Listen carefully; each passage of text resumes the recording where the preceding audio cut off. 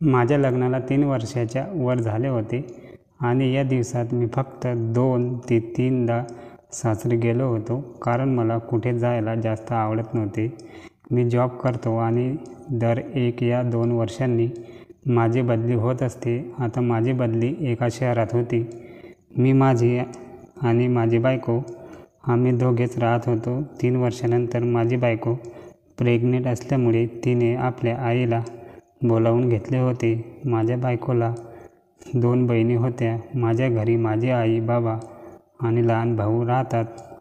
आता 1 वर्ष झाले मी इथे राहायला आलो होतो. तसेच मला ऑफिसमधून कळले की माझी अजून एक ठिकाणी काही दिवसासाठी बदली होणार आहे, पण कोणत्या ठिकाणी होणार आहे हे अजून माहिती नव्हते. काही दिवसानंतर माहीत झाले की माझी बदली एका शहरात झाली आहे आणि ते शहर माझी सासरवाडी होते. मी घरी येऊन बायकोला सांगितले. बायको म्हणाली, मी प्रेग्नेंट असल्यामुळे मी येऊ शकत नाही, कारण मला प्रत्येक महिन्याला डॉक्टरकडे जावे लागते आणि तिकडे आले तर तिकडून सर्व पण दूर आहे, म्हणून तुम्ही जा आणि माझ्या घरी थांबा. पण मला तिथे जायला आवडत नव्हते आणि आता तर बायकोसुद्धा सोबत नव्हती, पण बायकोच्या हट्टामुळे मला तिथे जावे लागले. माझ्या सासरवाडीमध्ये माझ्या बायकोची मोठी बहीण आणि सासरे राहत होते. माझ्या बायकोची मोठी बहीण ही पाहायला छान होती, तसेच तिला नीटनेटके राहणे फारच आवडायचे. पण सध्या तिच्या आयुष्यात दुःख सुरू होते, कारण तिचा नवरा हा चांगला नव्हता. तो नेहमी तिला दारूच्या नशेत मारहाण करायचा आणि फार त्रास द्यायचा. तरीसुद्धा ही त्याच्याकडे राहत होती. काही दिवसांनी त्याने दारू सोडण्याचा प्रयत्न केला, पण तो फार दारू पीत असल्याने त्याचे काही वर्ष बिमार राहून निधन झाले. म्हणून ती आता आपल्या आईकडे राहायला आली होती. तिला एक लहान मुलगा होता. काही दिवसांनी मी तिथे गेलो. मला बघून सर्व खुश झाले. मी दिसल्याबरोबर माझ्या बायकोच्या बहिणीने स्माईल दिली. तिचे नाव सीमा होते. सीमा फार सुंदर दिसत होती. आधी ती बारीक होती, पण आता अंगात भरल्यामुळे अजूनही सुंदर दिसत होती. आता सासरे आणि मी बोलू लागलो. काही वेळाने सीमाने पाणी आणि चहा आणला. काही वेळ बोलून मी म्हणालो, मला थकल्यासारखे वाटत आहे. तर सीमाने माझी खोली दाखवली. मी आतमध्ये गेलो तर खोली फार चांगल्या प्रकारे नीटनेटकी होती. मी सीमाला म्हणालो, खोली तर अगदी तुमच्यासारखी दिसत आहे. तर ती म्हणाली, माझ्यासारखी म्हणजे? मी तिला बोललो, तुम्ही जसे नीटनेटके राहता अगदी तशीच. तर ती हसू लागली. सीमा ही माझ्या बायकोपेक्षा मोठी होती, पण माझी मेव्हणी असल्यामुळे आमच्यामध्ये विनोद सुरू असायचे आणि तिला पण विनोद करायला आवडत होते. रात्री आम्ही जेवण केले आणि मी तिच्या मुलासोबत खेळत होतो. थोडा वेळ खेळून आपल्या खोलीत गेलो. दुसऱ्या दिवशी मला जॉबला जायचे होते. सकाळी उठून नाश्ता करून जॉबवर गेलो. माझा पहिला दिवस असल्यामुळे मला सर्व गोष्टी समजायला थोडा वेळ लागला आणि घरी यायलासुद्धा वेळ झाला. मी घरी आलो तर रात्र झाली होती. घरी आल्यावर बघतो तर सीमा माझीच वाट बघत होती. येताच मला म्हणाली, आज फार उशीर केला यायला. मी तिला म्हणालो, आज पहिला दिवस असल्यामुळे उशीर झाला. नंतर ती म्हणाली, फ्रेश व्हा, मी जेवण वाढते. तिने जेवण वाढले आणि स्वतःने पण जेवण घेतले. मी तिला म्हणालो, तुम्ही आतापर्यंत जेवण का बरं नाही केलं? तर म्हणाली, मी तुमची वाट बघत होते. मी तिच्याकडे बघितले आणि म्हणालो, तुम्ही जेवण करून घ्यायचे, कारण तुम्हाला दिवसभर काम करावे लागते, त्यामुळे तुम्ही आधी जेवण करायचे. तर ती म्हणाली, नाही, मी तुमच्यासोबतच जेवण करेल. आता मी गप्पच होतो आणि जेवण करू लागलो. तिला विचारले, लहान मुलगा जेवला का? तर म्हणाली, हो, त्याला जेवण दिले आणि तो झोपला पण. आता रोज आम्ही असे सोबत जेवण करत होतो. मला दिवसभर वेळ नसायचा, कारण मी सकाळी गेलो की संध्याकाळी नाही तर रात्री परत यायचो.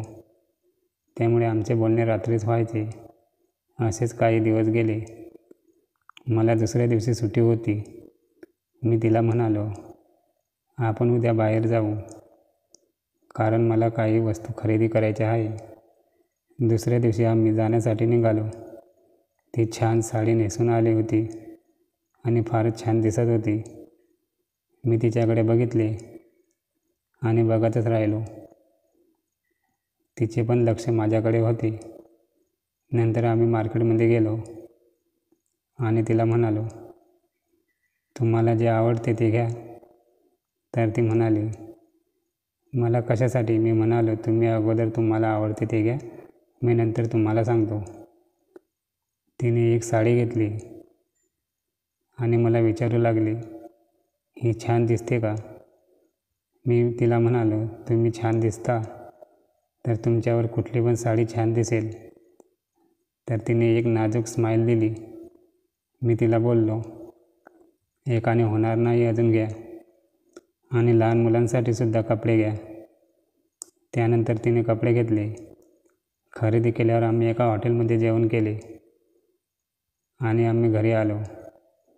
मी बाहेर बसून होतो आणि ती थोड्या वेळात आली. तसेच माझ्याजवळ बसली.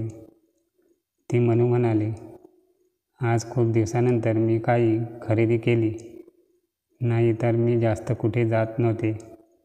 मी तिला विचारले, लग्नाचा वगैरे विचार केला आहे का? कारण तुमचे वय जास्त नाही आहे आणि तुम्ही पाहायला पण छान आहात.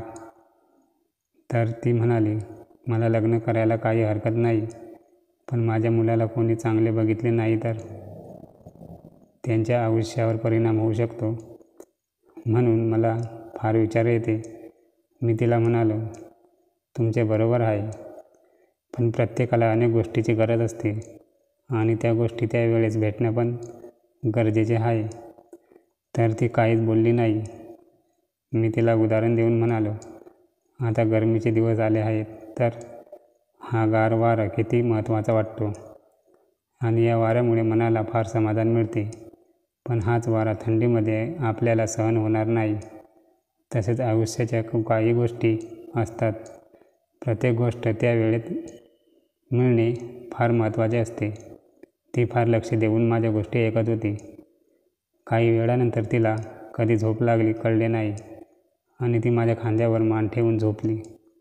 मी थोडा वेळ तसाच होतो, पण मलासुद्धा झोप लागत होती, म्हणून तिला उठवले. तर ती म्हणाली, मी कधी इथे झोपले? मी तिला सांगितले, थोडा वेळ झाला तुम्ही माझ्या खांद्यावर डोके ठेवून झोपले होते. आणि तिला म्हणालो, तुम्ही आता जाऊन आराम करा. तर ती आतमध्ये जाऊन लागली आणि मी पण आपल्या खोलीत जाऊन आराम केला. आता मी तिथेच राहत असल्यामुळे आमचे रोज बोलणे होत होते आणि त्यामुळे मनात अनेक गोष्टी निर्माण होऊ लागल्या. ती घरी असताना तसेच रात्री थोडे वेगळे कपडे घालायची आणि कधी मला भलतेच काही दिसायचे. त्यामुळे मनात वेगळेच फील होत होते. ती कामे करत असतानासुद्धा तसाच प्रकार होत असे. मी कधी पाहत असलो तर तिचे लक्ष माझ्याकडे असायचे. असेच हसत खेळत दिवस जाऊ लागले. एक दिवस घरची लाईट गेली होती आणि फारच गरमी होत होती. त्यावेळेस घरी कोणीच नव्हते. माझे सासरे कामाला गेले होते आणि सीमा बाहेर गेली होती.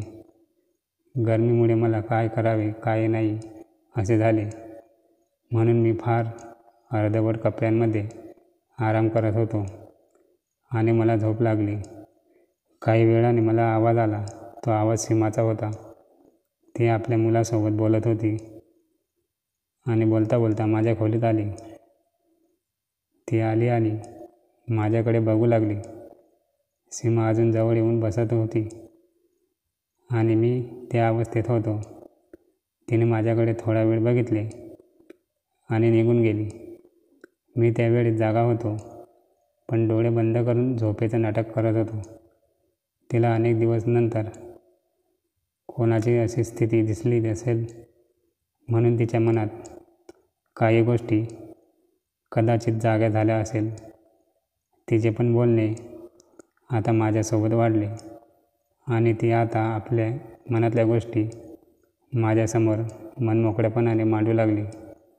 ती जवळ असताना मला जो स्पर्श व्हायचा तो मला भारावून टाकत होता आणि कधीकधी तिची पण स्थिती तशी दिसून येत होती.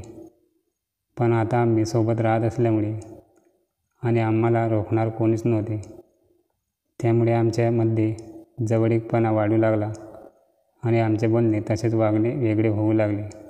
हा जवळीकपणाचे रूपांतर आता मस्करीमध्ये रूपांतर होऊ लागले आणि हळूहळू ती मस्करी पण वाढू लागली. तसेच ती माझ्यासोबतसुद्धा मस्करी करायची. पण अशा वागण्यामुळे मनात अनेक हालचाली निर्माण होऊ लागल्या आणि आम्ही जवळ असल्यामुळे अनेक गोष्टींची आठवण येऊ लागली. असेच एकदा रात्री बोलत असताना ती म्हणाली, तुम्हाला ताईची आठवण येत असेल ना?